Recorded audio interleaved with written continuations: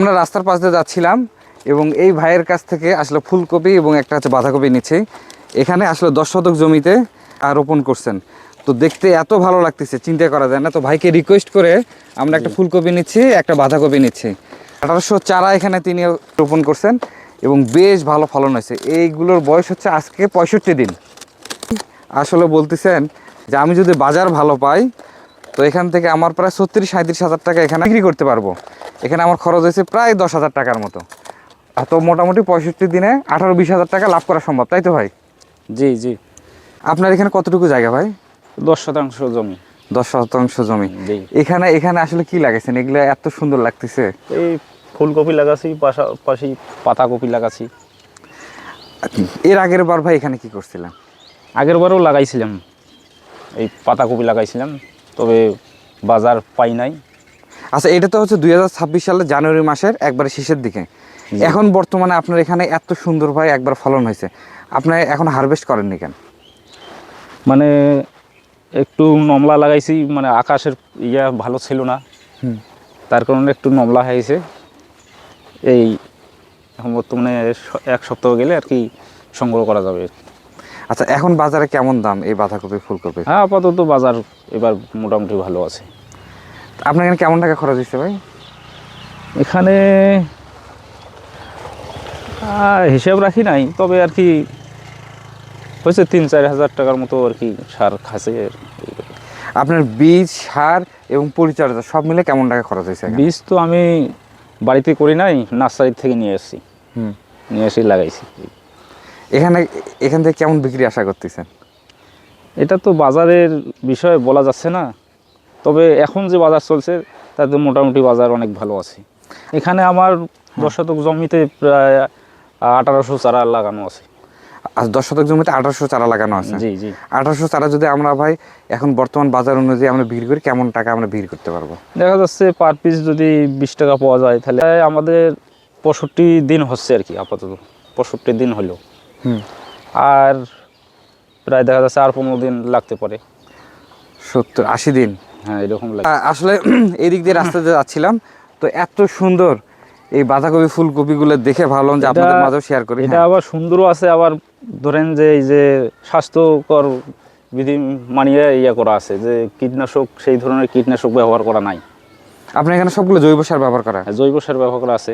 আচ্ছা ভাই, এই বাঁধাকপি ফুলকপির এগুলো কোনো জাত হয় নাকি? কোন জাত লাগাইলে আমরা আসলে ভালো ফলন পাইতে পারি? ফলন বেশি পাইতে গেলে সময় লাগে বেশি, 3 মাস সময় লাগে হইতে।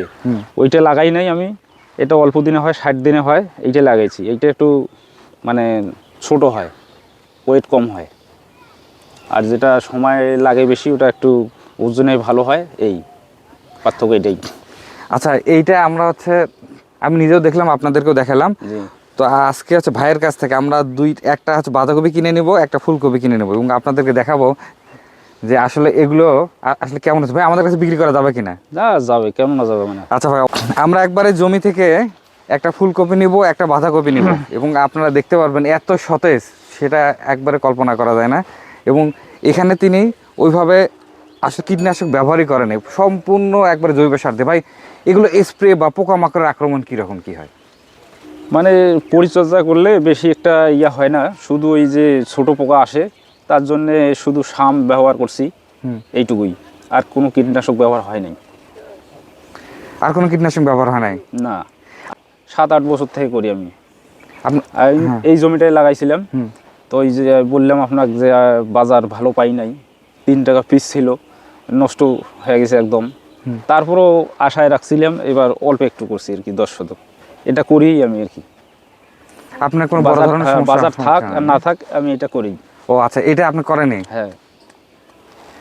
আচ্ছা, এই যে নিয়ে আসছে আমাদেরকে 2টা ভাই, একটা ফুলকপি আমরা নিব, একটা বাঁধাকপি নিব। আচ্ছা ঠিক। আচ্ছা, আপনার যেখান থেকে যেটা সবচেয়ে ভালো হয়েছে ওইটা আমাদেরকে একটু দিবেন। এখনো হয় নাই তো আপনার এগুলোর মধ্যে ভাই যেটা ভালো হয়েছে আর কি, সাইজের এখনো আসে নাই। এটা আরো একটু হবে, তো বেশি দিন লাগবে না, 1 সপ্তাহও লাগবে না। আপনি 1 সপ্তাহের মধ্যে হয়ে যাবে না? কালকে থেকে শুরু করছি। এই যেগুলো হয়েছিল সেগুলো কালকে বাজাই দিছি।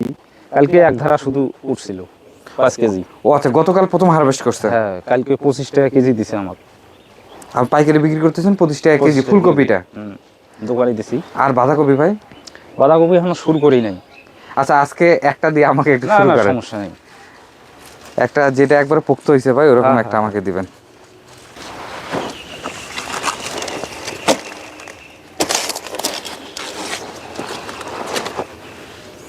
আর একটা বাঁধাকপি দিবেন ভাই।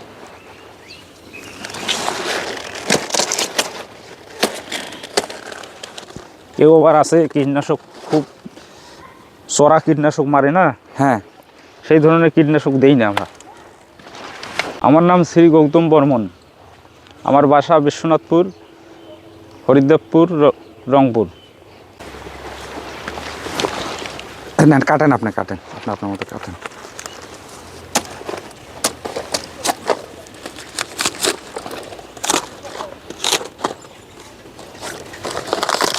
এটা আরও অনেক বড় হবে আর কি।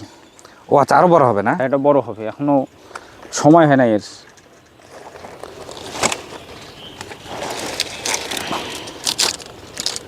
দেখা যাচ্ছে 1.5 কেজি 2 কেজির মতো হতে পারে আর কি।